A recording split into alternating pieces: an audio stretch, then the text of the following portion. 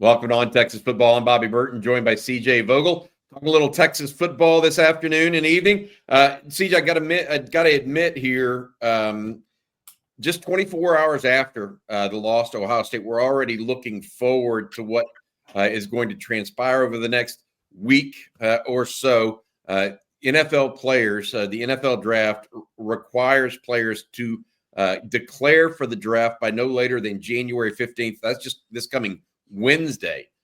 There are a lot of draft eligible players that could go into the draft for the Longhorns. And we're going to go over those guys and where we think Texas sits right now. That will be cleared up again within the next 5 to 6 days. So we'll see what exactly that means. We'll also go over who Texas definitively loses coming off of this year, as well as what's happening in the portal right now. The Longhorns not only bringing in an official visitor, but over the next 3 to 4 days, CJ, they really have 5 days to announce their intentions to go in or out of the portal for the Longhorns. If you're a current Longhorn player, all of those things are things that we're going to be looking out for and try to figure out for the Longhorns as now. Let's start, though, if you don't mind, with the draft eligible guys that are juniors or below or have a year remaining in school. Let's start with the one that we know has already made their decision and made that known publicly. That's Quinn Ewers. He told ESPN before the game yesterday that he's definitely going pro. He has 1 more year of eligibility remaining, but the 3-year starter definitely going pro, so we can mark that down. Let's get going position by position. The next one, CJ, is running back, where Jayden Blue is interesting at this point, and we've learned that he's got a 3-way go here a little bit, as best defined like a running back would. Explain to people what we mean by what's going through Jayden Blue's process right now, to the best of our knowledge. Yeah, 3-way go is probably the best way to describe it, right? He could come back to Texas. He could depart for the NFL, or he could look for another option elsewhere in the NCAA transfer portal. Of course, we've kind of heard behind the scenes all 3 are a possibility for Jayden Blue. Of course, his role has certainly grown and his importance has grown this year as a result of some injuries. There's a bit of a rough patch there where I think maybe, he himself was probably looking elsewhere behind the scenes as well during the middle of the season. But to the point, Texas needed him in the passing game. They needed him with the ball in his hands, with his speed. Of course, what does that game look like if he's not able to go 77 yards to the house against Clemson, right? He was a very important piece to this Texas offense. But what does that look like next year when this room gets healthier? Does Texas look to add somebody? I know Tashard Choice said no, but you're still adding 2 more pieces from the injury room, but also 2 more pieces from the 2025 recruiting class. Does his role remain? Does it increase? Would it increase elsewhere? And does the NFL value what he put on tape already this year, especially with that speed, which we all believe is going to blow scouts out of the water? Yeah, and it will, because I tell you what, he was the touchdown maker for the Longhorns in the latter half of the season. And that's something that Sark cherishes. A&M touchdown reception, the big long run, actually 2 runs against Clemson, then the 2 catches against Ohio State. His speed, Sark can dial it up. Trey Weiser is a really good running back. Different type of running back, though, than Jayden Blue. Different strengths for those 2. So I think what Jayden Blue decides over the next 5 days really could be very important for the future of Texas football. We'll have to see which one, but because I do think right now all 3 are probably options for him. One guy that we are hearing is already made up his mind, at least internally, is Matthew Golden, the wide receiver via Klein, Kane, and the University of Houston. He had 1 year at Texas, came up just short of 1,000 yards receiving. In the last half of the year, though, he became the clear target for Quinn Ewers, clear favorite target. He is expected to go pro, according to those around him, including some folks back in his hometown of Houston.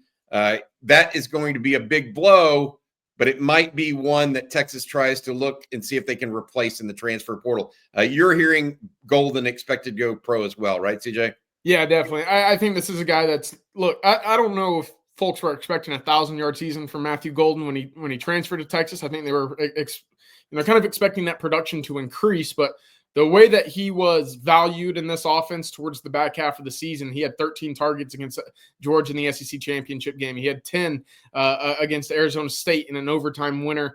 He became the number one go-to guy for Texas. And I'm not sure if that was the expectation or really what many people had in mind for him. So his stock, in my eyes, is as high as it could be, especially when you start looking at those important game performances, right? He had some really, really solid outings, right? 140 yards in both of those games late in the season when Texas needed him the most. He performed. I think this is the right time for him. Of course, I think he's going to maybe silently impress some guys in the testing waters, right? He's a guy that has some really impressive legs in him when it comes to the jolts, the bursts, the jumping ability.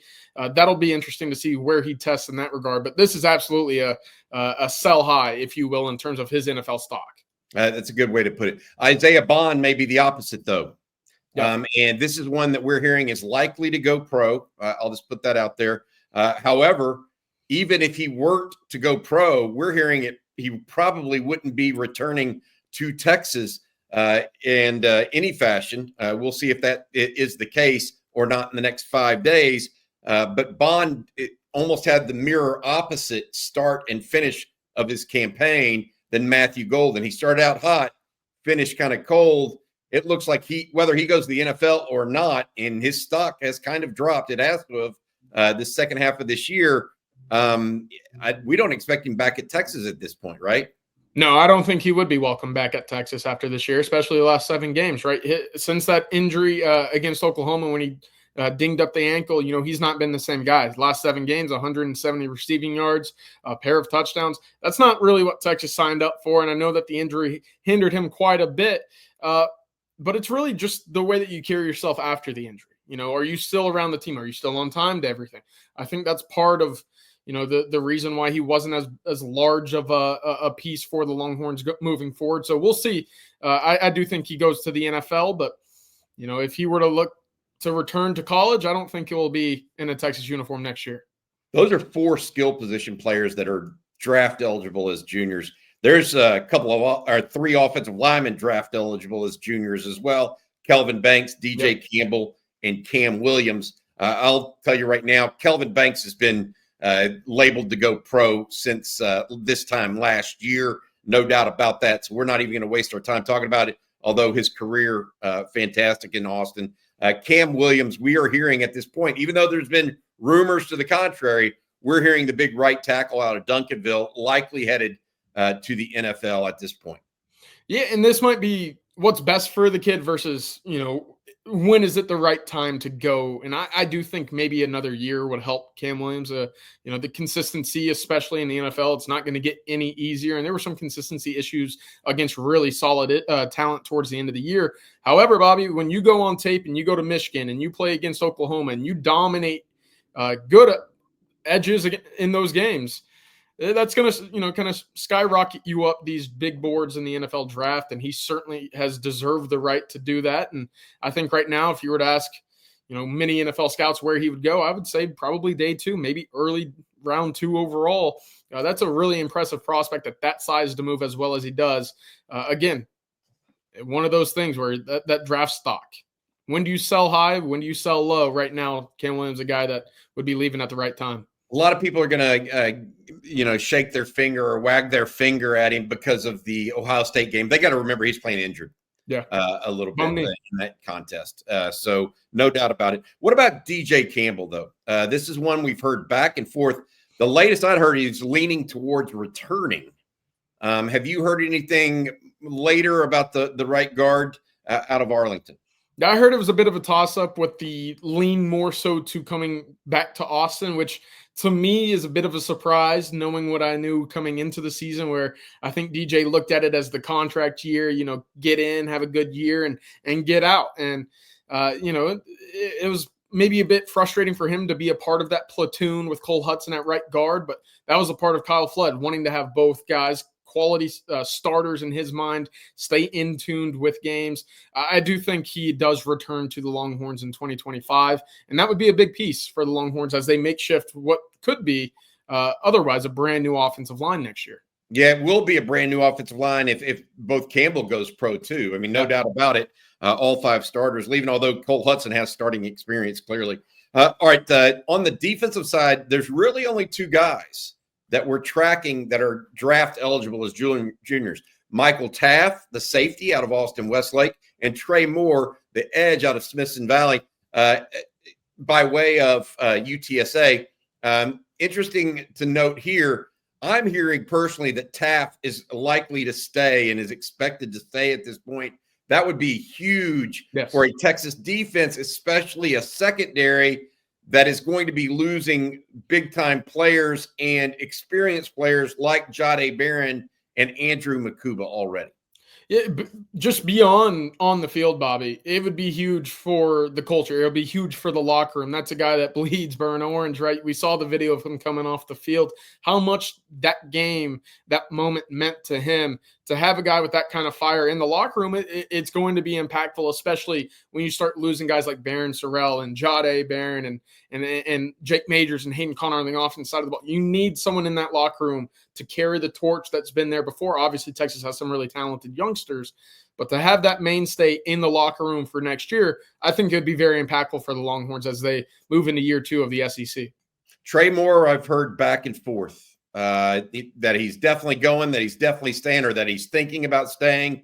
We've leaned toward him going, but I think it's more up in the air than people may realize. Another year of playing a little bit more off the ball may be something he's considering or contemplating as part of this decision. But Trey Moore, a guy that, again, another player that came on at the end of the year, really, and kind of took to his position more and more as he got more accustomed to playing in Pete Kwiatkowski's style of a defense. Yeah, it's interesting with Trey Moore because he's not going to get bigger, right? That's kind of one of the big hiccups with him is, he's not the largest edge rusher, and that's okay, especially when you start looking at his second half of the season statistics. Since November, 6-7 sacks, 10 tackles for loss, several forced fumbles and fumbles recovery. He was a strip sack waiting to happen. And of course, Texas saw that a number of times, most notably against Texas A&M to steal that game. So he found it, right? He found it towards the end of the season. Now, would a full year of film just like that help him? I think it would. And certainly playing off ball, being used in different varieties. Of course, he was just a fingertip away from an interception just this past Friday against Ohio State. So we'll see, but I definitely think a return would help him in his draft stock next year. The other guy that's expected to return as of right now is Bert Auburn. Yeah. But he theoretically is a senior. Here is the thought process I have.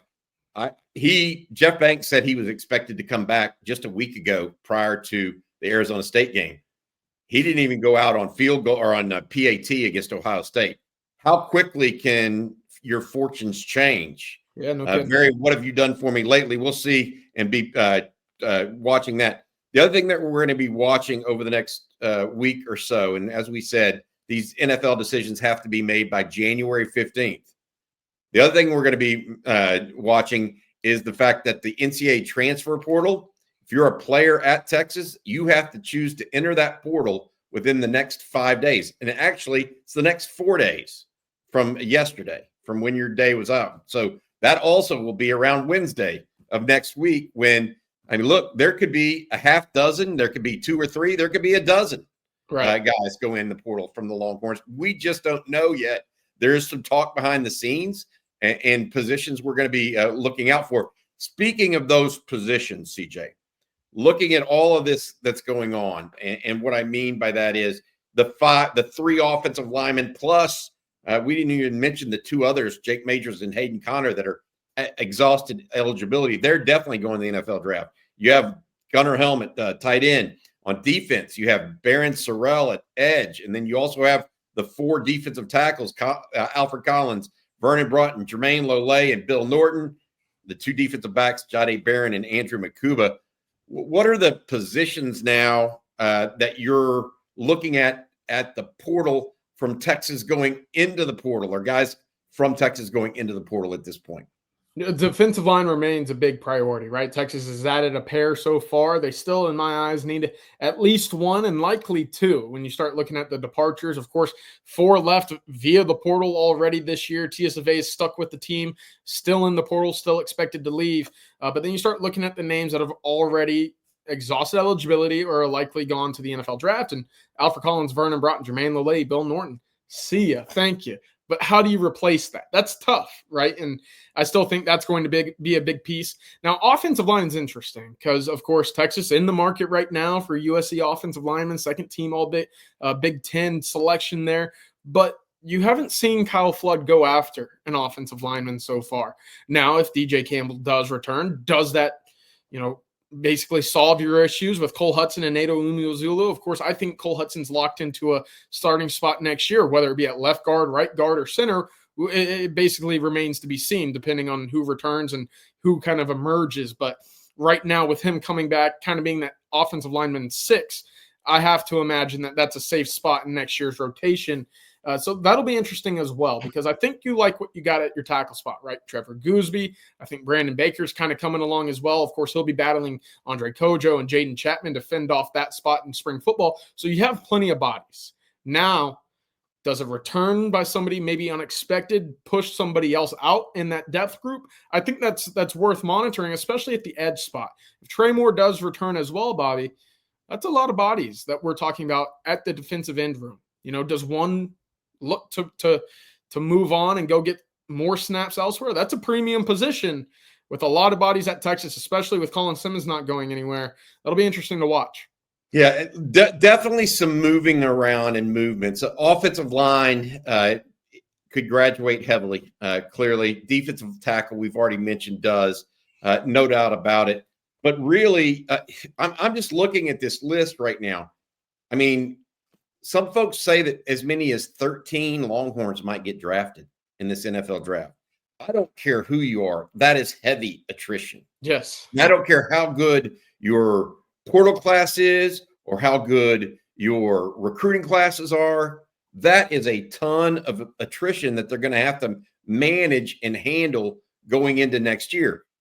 They're not the only ones. I mean, look, Ohio State could have 10 guys just off their defense drafted potentially. And so there are other teams that are very highly ranked and highly touted that are going through these same things. Texas is very well positioned in that regard.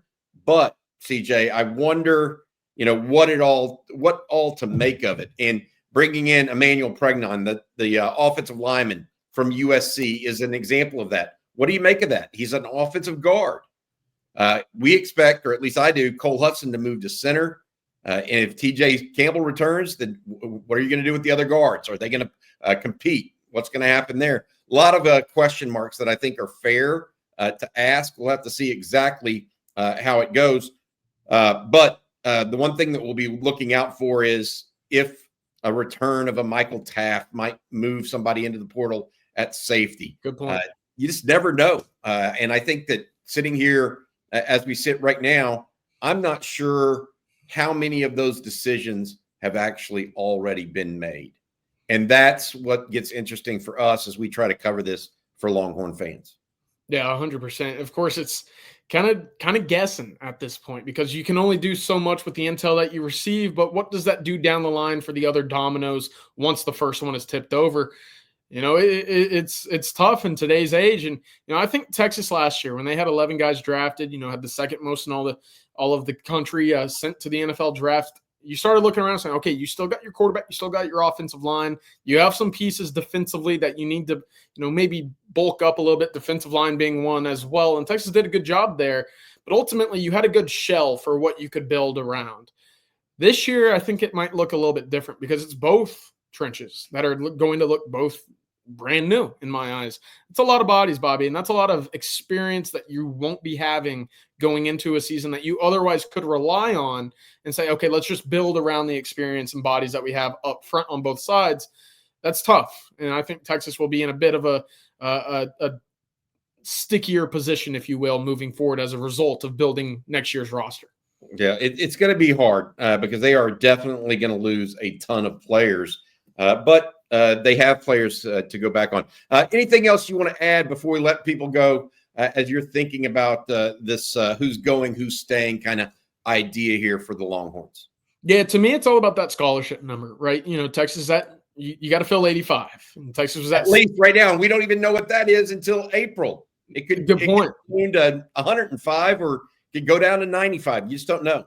Texas has, its portal bodies already on campus. They have 4 that have signed. Obviously, one's a punter, 2 defensive linemen. Brad Spence, who, let me tell you, looked really impressive in just T-shirt and shorts on the sidelines of the Cotton Bowl Friday afternoon, but really impressive physique, of course, we've talked about. But getting to the point, Texas has started its portal class. There's still going to be more additions, of course, last year, right in that double-digit range. I think Texas needs to get back to it. Of course, big bodies up front, maybe one on the offense side as well. And you mentioned Emmanuel Pregnon coming in.